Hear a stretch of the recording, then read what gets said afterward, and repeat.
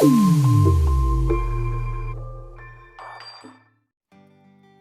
welcome back. We have a 2007 Charger, and I believe it has a bad fuel pump. Now this is going to apply to Dodge Chargers and the Chrysler 300s, since I think they're pretty much like the same chassis, so the fuel pump assembly is pretty much the same exact design, and from what I understand, it's a very common issue that the fuel pumps go bad. Now the car did leave the owner stranded, so I went out there, I looked at the car real fast, and then they had it towed over to my house, so that's why I'm working on it here. But as you can see, we have a dead battery, so let's go ahead and take care of that first.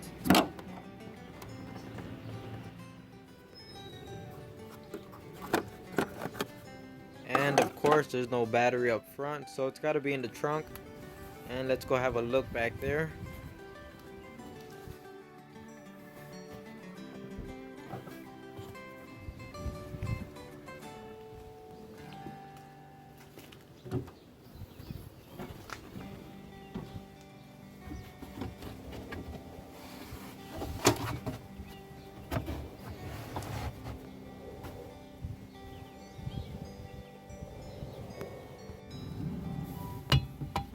Now I'm going to use my Pocket Power jump starter, and I really don't like using this thing. I mean, it's kind of been a disappointment, almost a waste of money I could say, because it's hit or miss whether it works or not. When you need it to work the most, which is like winter time, is when it doesn't want to work.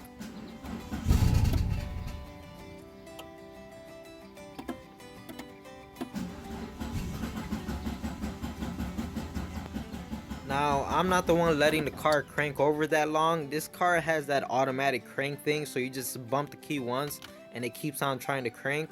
So that was not me right there.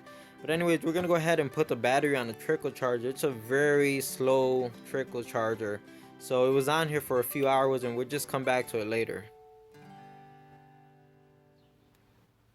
Since I'm gonna be leaving the trunk open because we have the battery charging, I don't want that small dome light in the trunk to drain the little bit of power that we are putting into the battery. So just by hitting the trigger or the latch right here with a screwdriver, you could turn off the interior light and we won't have that issue anymore. Now I'm pretty sure this car has a bad fuel pump, but you're the one watching this video, and who knows, your car may not have a bad fuel pump. So it's very easy to pull off this first coil right here and check for spark.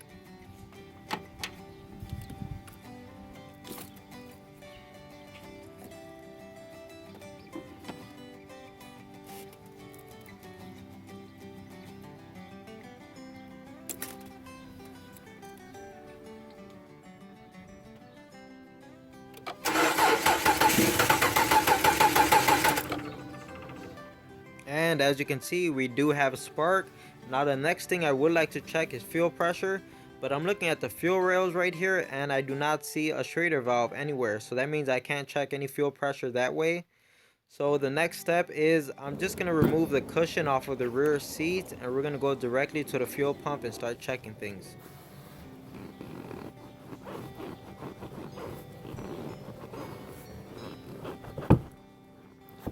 And as you can see, the rear seat comes off pretty easy with a little bit of tugging, so it's not too bad.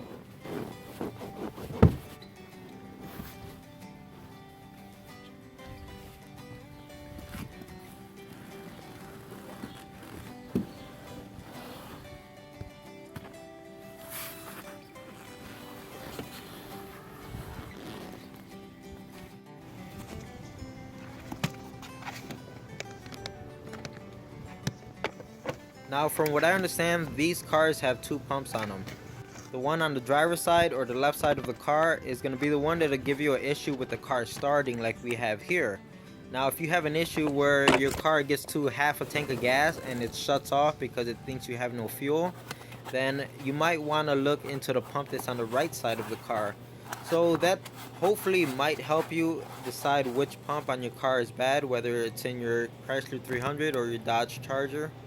And another helpful tip here is if you can't really hear the pump, or you're not clear or unsure if you can hear the pump running, just put a screwdriver on the pump and have someone put the key in the run position, and you could put the screwdriver right up to your ear and you should be able to hear it.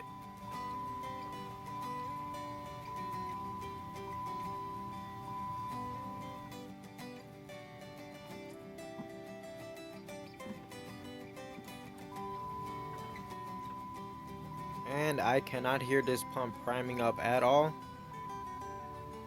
So here we are in my personal vehicle, and it pretty much has the same setup as far as the fuel pump goes.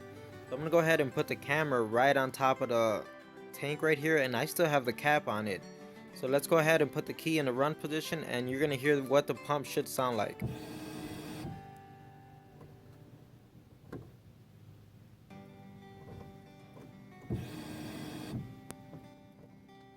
So now you know what type of sound to hear for. And we're gonna go ahead and check the connector to make sure we're getting power to the fuel pump. It's the two wires right at the end of the connector right there that I just showed you. And when we put the key in the run position, we should get power back here. And as you can see, we do have battery voltage. So we know we're getting power to the pump, but the pump still isn't running. We have a bad pump. So let's unbox the new one.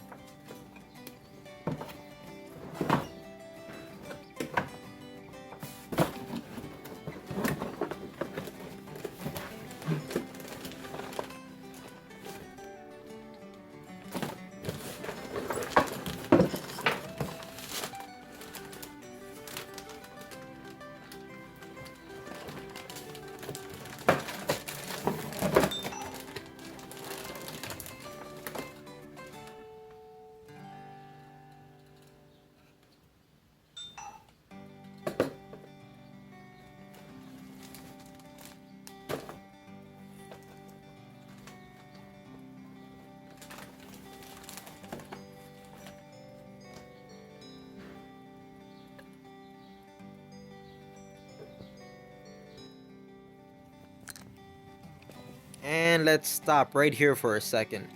The connector coming out of the wire harness doesn't fit the end on the new fuel pump. You would think something so simple, yet they still manage to screw it up. Anyway, I'm not gonna let that stop me. So here I am using some jumper wires coming right out of the harness, and I have the other end going to the connector side on the new fuel pump. We're gonna test it out. Now normally you would not want to do this because there's no fuel in the pump, and the pump actually uses the fuel to keep itself cool so it doesn't overheat. Now I'm only going to be running it for like 2 seconds or so it's not going to do any real damage, but I'm doing this for you guys. I'm doing it for YouTube so you can see and hear what it's supposed to sound like and confirm that we do have a bad fuel pump. If you're planning on going with the punch and hammer method, be sure to use a brass punch. Remember, you're messing with fuel here and you don't want to create any type of a spark. But the absolute best option here is to buy the correct tool for the job. I got this tool online for roughly $50 and it was a lifesaver. I can tell you right now that I probably would not have been able to get this job done without it. Think of all the money that you're saving by doing this job yourself, so it's definitely worth the investment, and you never know when you're going to need the tool again.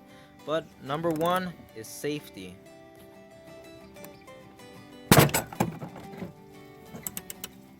And as you can see, the fuel tank is completely filled on this car, so that's why I have this mess right here.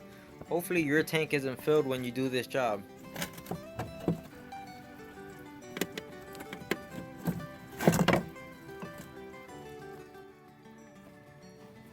There's two connectors on the bottom side of this that are pretty easy to get off, so just remove them and you can set this whole top half aside.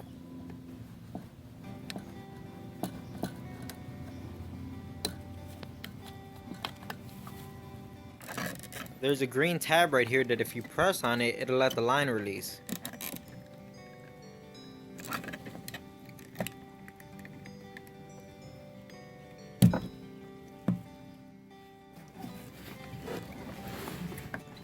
There's two hoses coming into the side of the fuel pump. One of them is larger than the other, and they're just held in with these two retaining clips on the side. So if you just pry open on the clips or even just bend the tube itself, since it's pretty soft, you shouldn't have any problem getting these things out. Once you removed all three hoses, the pump is pretty much clear to come out. You just have to push the hoses aside so that they're not in your way when you try to pull the pump up.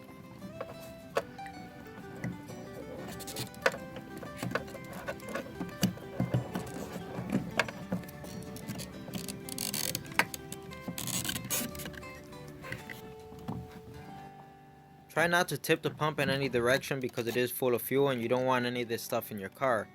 So just try to hold it in an upright position as best as you can, and maybe even put something underneath it to catch any fuel that's dripping. Installing a new fuel pump is pretty easy and straightforward. The only thing you have to watch out for is the float. So make sure you get the float inside of the fuel first, and you just kind of angle it any way you need to make sure that the float is cleared and you're not causing any type of stress to it. After that, it's just pretty much a walk in the park. Reconnect the 3 hoses that you disconnected, and before you go any further, make sure to replace the O-ring. This green one right here, we're going to remove this, and when you buy the new fuel pump, it should have came with a new O-ring, so make sure you replace that. You can see I have a lot of dirt sitting right in the area where the O-ring is supposed to seat, but that's not good. It's not going to let the O-ring do its job if there's dirt in there, so I'm just going to go ahead and try to clean it up as best as I can. I know I'm not going to get it 100%, but you definitely don't want to put the new O-ring on top of all this dirt.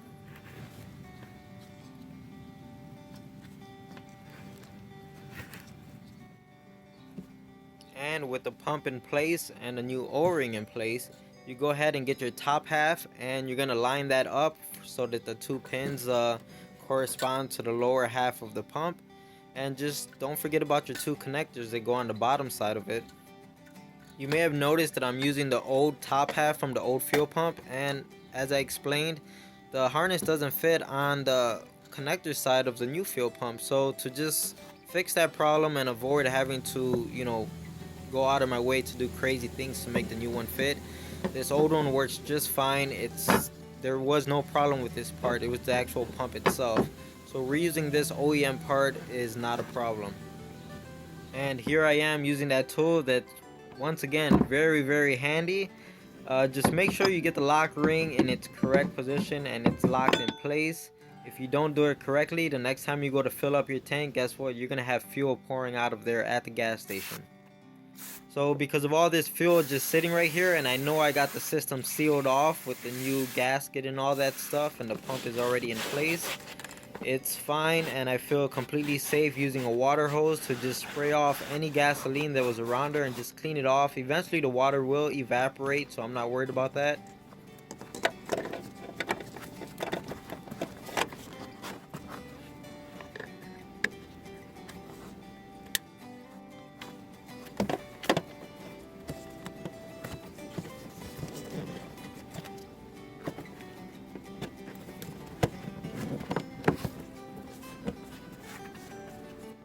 Okay, so I decided to set up the camera and let the fuel pump prime just so you can listen to it.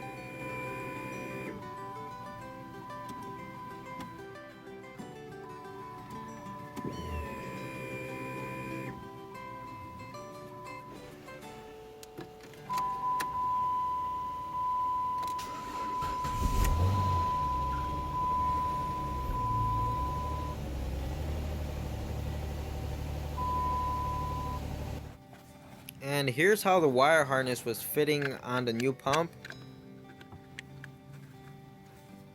As you can see right there, that's pretty much as far as it goes on. Even if I were to force it, it may go in a hair more, but it doesn't really clip in, and it sure doesn't make any connection. Not enough to even get the pump running.